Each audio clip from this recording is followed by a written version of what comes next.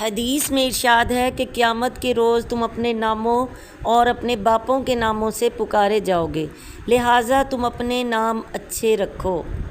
ایک حدیث میں ارشاد ہے کہ فرشتے مومن کی روح لے کر آسمان کی طرف جاتے ہیں تو فرشتوں کی جس جماعت پر گزرتے ہیں ہر جماعت یہ پوچھتی ہے کہ یہ کون پاکیزہ روح ہے، اور اس روح کو لے جانے والے فرشتے اس کا وہ اچھے سے اچھا نام لے کر جواب دیتے ہیں جس کے ذریعے دنیا میں بلایا جاتا تھا کہ فلاں ابن فلاں ہے۔ اور جب کافر کی روح کو اوپر لے کر چڑھتے ہیں تو فرشتوں کی جس جماعت پر گزرتے ہیں ہر جماعت پوچھتی ہے کہ یہ کون خبیث روح ہے، تو روح کو لے جانے والے فرشتے اس کا وہ برے سے برا نام لے کر جس کے ذریعے دنیا میں پکارا جاتا تھا جواب دیتے ہیں کہ فلاں بن فلاں ہے، اور اس کے لیے آسمان کے دروازے نہیں کھولے جاتے۔